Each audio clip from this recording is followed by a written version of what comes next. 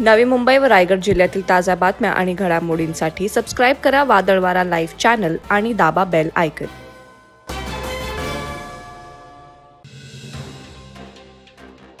एकात्मिक आदिवासी विकास प्रकल्प पेणतर्फे विधणे ग्रुप ग्रामपंचायत हद्दीतील कातकरी आदिवासी बांधवांना मच्छीमारीसाठी 6 बोटींचं वाटप उरणचे तहसीलदार डॉक्टर उद्धव कदम यांच्या हस्ते करण्यात आलं। कंठवली गावातील सामाजिक कार्यकर्ते नामदेव ठाकूर यांच्या प्रयत्नामुळे आदिवासी बांधवांना मच्छीमारीसाठी बोटी प्राप्त झाल्याने त्यांचे आणि एकात्मिक आदिवासी विकास प्रकल्प अधिकारी शशिकला अहिरसन यांचे लाभार्थी आदिवासी बांधवांनी आभार व्यक्त केले। या बोटींचा वापर आदिवासी बांधवांनी उदरनिर्वाहासाठी करावा अशा सूचना तहसीलदार डॉक्टर उद्धव कदम यांनी केल्या।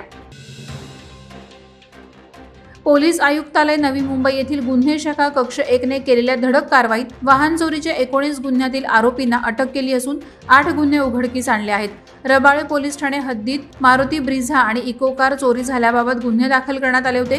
गुन्हे शाखा कक्ष 1 च्या पथकानं घटनास्थळाचे सीसीटीव्ही फुटेज आणि तांत्रिक विश्लेषण करून आरोपी हे सराईत गुन्हेगार मोहम्मद फैज अकबर अली शेख राहणार मेरठ आणि त्याचे साथीदार असल्याचं निष्पन्न झालं। पोलीस पथकानं मेरठ उत्तर प्रदेश येथे जाऊन आरोपीच्या मुसक्या आवळल्या। तसंच आरोपी मोहम्मद शमीम मोहम्मद शफी शेख वय 35 याला साकीनाका येथून अटक केली।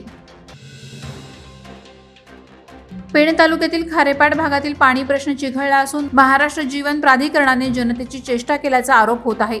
यामुळे खारेपाट विकास संकल्प संघटनेच्या माध्यमातून महाराष्ट्र जीवन प्राधिकरण पेण येथील कार्यालयाला टाळं ठोकून येथील अधिकारी आणि सर्व खारेपाट संघटनेचे सदस्य स्वतःला कार्यालयात कोंडून घेतलं। खोटी आश्वासनं देणाऱ्या अधिकाऱ्यांवर गुन्हा दाखल करून येथील पाणी टंचाई दूर करा अशी मागणी ग्रामस्थांनी यावेळी केली। संबंधित अधिकारी दिलेले शब्द विसरतात म्हणून त्यांना बदामही देण्यात आले। अचानक कला क्रीडा मंडळ आणि शिवसेना शाखा मोहोपाडा यांच्या संयुक्त विद्यमाने मोहोपाडा येथील बाळासाहेब ठाकरे क्रीडा नगरीच्या भव्य पटांगणावर 3 दिवसीय प्रकाश झोतातील क्रिकेट स्पर्धेचं आयोजन करण्यात आलं होतं। स्पर्धेचं उद्घाटन माजी आमदार मनोहर भोईर आणि मावळ लोकसभा संघटक संजोग वाघेरे पाटील यांनी केलं।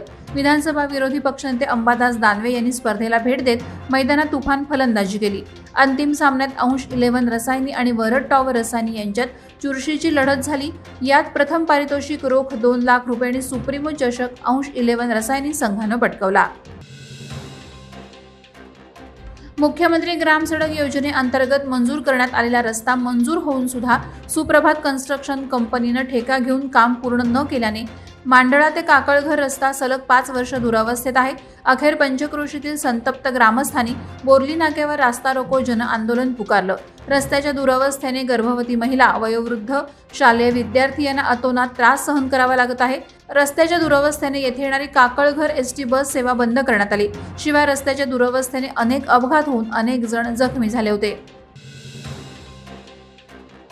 रस्ता सुरक्षा मोहिमेअंतर्गत हळदी कुंकू, तिळगुळ वाटप आणि रस्ता सुरक्षा संदर्भात प्रबोधन कार्यक्रम संपन्न झाला। पेणमधील बहुसंख्य महिलांनी मोठ्या संख्येने उपस्थित राहून कार्यक्रमाची शोभा वाढवली। यावेळी विशेष उपस्थिती राजीव माजी अध्यक्षा निलिमा पाटील, माजी नगराध्यक्षा प्रीतम पाटील, सामाजिक कार्यकर्त्या डॉक्टर वैशाली पाटील यांची लाभली। यावेळी रस्ता सुरक्षा मार्गदर्शन प्रश्नमंजुषा स्पर्धा, रस्ता सुरक्षा संदर्भात उखाणे स्पर्धा संपन्न झाल्या।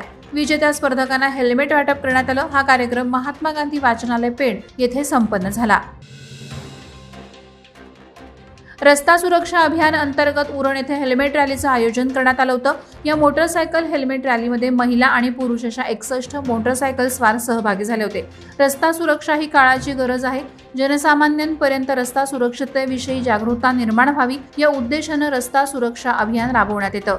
उरण येथील वाढत असलेली वाहन संख्या पाहता रस्ता सुरक्षतेविषयी जनजागृती व्हावी यासाठी पॉइंट नाका, बोकडविरा, द्रोणगिरी कॉलनी, नवीन शेवा अशी काढलेली बाईक रॅलीची केअर पॉइंट येथे सांगता करण्यात आली। वादळवारा लाईव्हसाठी न्यूज ब्युरो रायगड। नवी मुंबई व रायगड जिल्ह्यातील ताज्या बातम्या आणि घडामोडींसाठी सबस्क्राईब करा वादळवारा लाईव्ह चॅनल आणि दाबा बेल आयकॉन।